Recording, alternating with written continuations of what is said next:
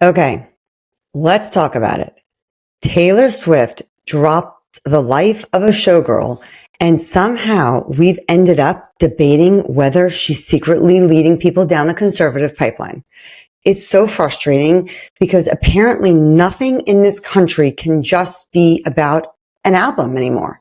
I'm Rachel, and today I want to unpack this whole conversation from a dialectical perspective because I'm a DBT therapist. And what does that mean? It basically means that instead of picking one side and screaming into the void, we can hold two truths at the same time.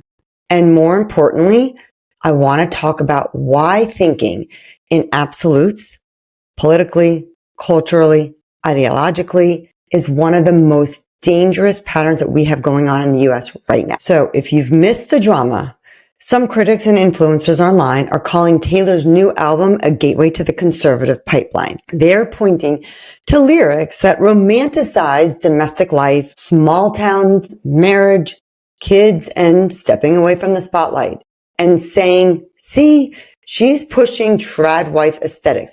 And if you don't know what trad wife means, because I didn't and I had to go look it up, it basically just means a traditional wife. It's a cultural term and online aesthetics that celebrates or promotes traditional gender roles, especially for women, usually centered around staying at home, taking care of the husband, the kids, the house, submitting to a male head of household type of thinking, emphasizing domesticity, femininity, modesty, and family values. Basically, she's normalizing conservative views is what they're saying. But meanwhile, the Swifties and others are like, y'all, it's a pop album about love and her life. Calm down, because let's face it, I've never been a Swiftie. I've listened to what's on the radio. And I'm going to be honest with you. Some of her songs I love because I just enjoy them. I didn't actually know that she even wrote them, but she has always written from her emotion mind. And that's not a negative. And then on the other side, some conservative commentators are celebrating it. They're like, finally, Taylor's on our side. Look, she's embracing tradition. So what we have here is two groups, both claiming the same lyrics as proof of their side's worldview. And instead of talking about that complexity, we get into the echo chambers yelling, she's dangerous versus she's ours. Classic. Let's take a look at a few of the lyrics people are pointing to. Okay. So the first one is, a couple of kids got the whole block looking like you. Some critics are saying that it means family, suburbia, conservative ideal. Others literally just say it's a freaking love song. Next one is, trade the spotlight for a front porch light. So could be giving up fame for domestic life, yes, or could be a woman just making a personal choice. And I have to be honest with you, I am not in the spotlight. I'm aiming for 10,000 followers on TikTok, but that sounds freaking amazing to just get out of the spotlight if you are in one, or even out of what the realm of what you're doing on a nonstop basis. That sounds pretty fabulous to me. He put a ring on, I put the world down. So some say it's traditional marriage priority or romantic hyperbole. Small town stars, big red barns, felt like coming home. Some say it's conservative nostalgia or just plain nostalgia. Do you see the pattern here? Each of these lines can be interpreted in many ways. Neither interpretation is inherently wrong. And that's dialects. Two things can be true at the same time. But here's the problem. And the bigger issue here isn't actually Taylor Swift. It's us. It's how we've become addicted to absolute thinking.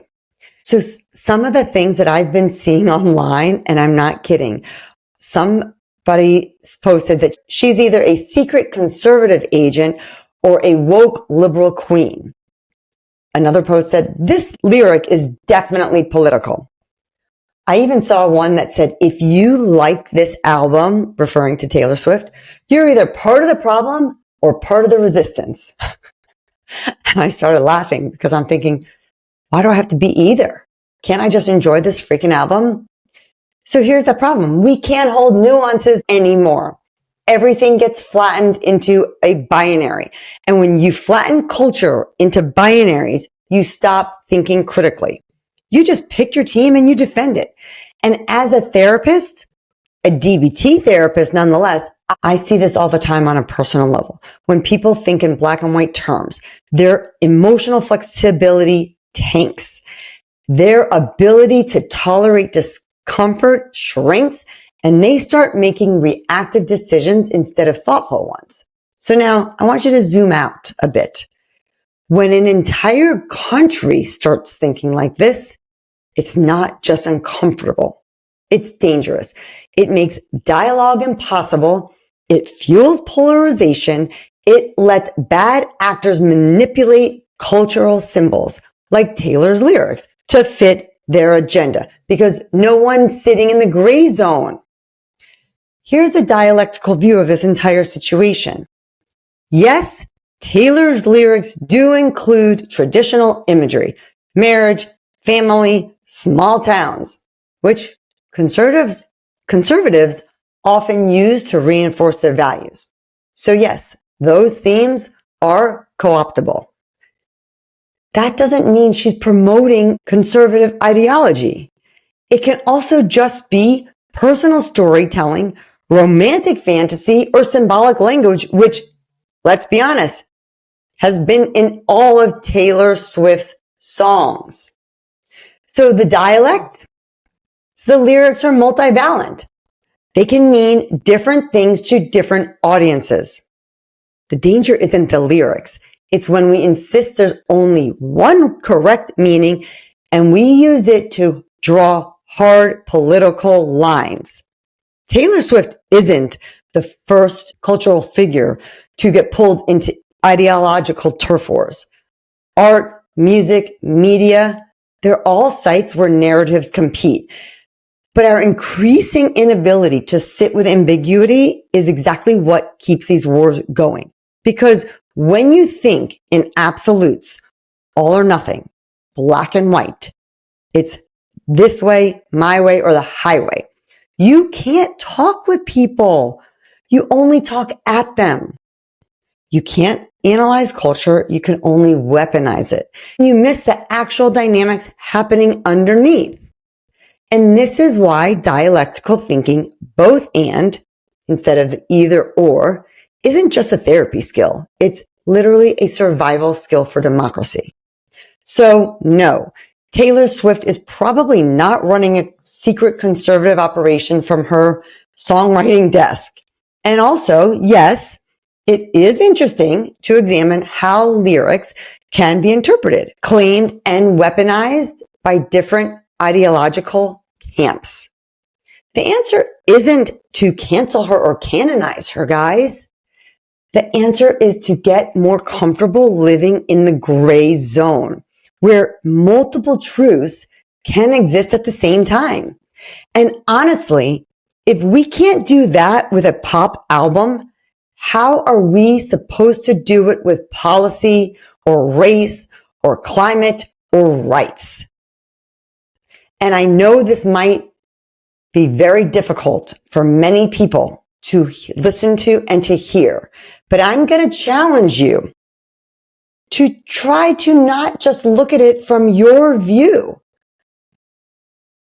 And many of you may not even actually know what the lyrics are. So maybe go and find what they actually are so you're not miswording them, which if you ask my friends, they will flat out tell you that I have been known to make up my own words that sound exactly like they're being sung.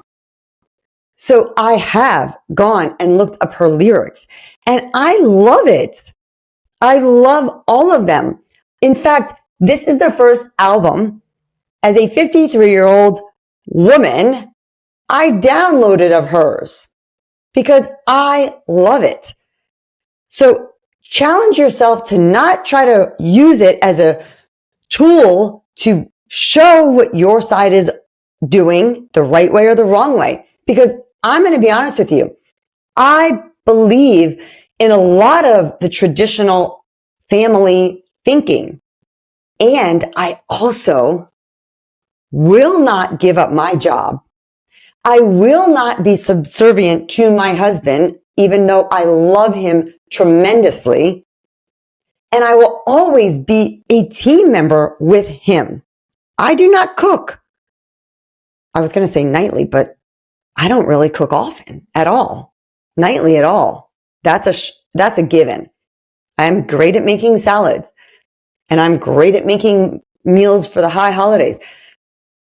But I'm the kind of wife that I am. I'm exactly who I want to be and supposed to be. Do I find days where I'm more energetic to plan meals and to clean the house and to get things organized? Yeah. And I'm also not the traditional wife that goes to Pilates, goes have lunch, grabs coffee. And there's nothing wrong with that either. So I want you to challenge yourself. Find somebody that thinks differently than you and listen to what their beliefs are. Just because people have different beliefs doesn't mean they can't understand where you're coming from. And it definitely does not mean that your beliefs or your thinking is wrong. The problem is that a lot of what's happening in society today is very black and white. So you are either aligned with this type of thinking or you are aligned with that. One can say, I believe in this and I don't believe in that, and I don't want you to think like me. So this has been Perfectly Imperfect Me 365, and I will catch you next time, hopefully somewhere between black and white. Please share this, like this, feel free to rate it, follow me on all my other social media platforms, but whatever you do, have a perfectly imperfect day. This has been me, Rachel. I appreciate you and thank you.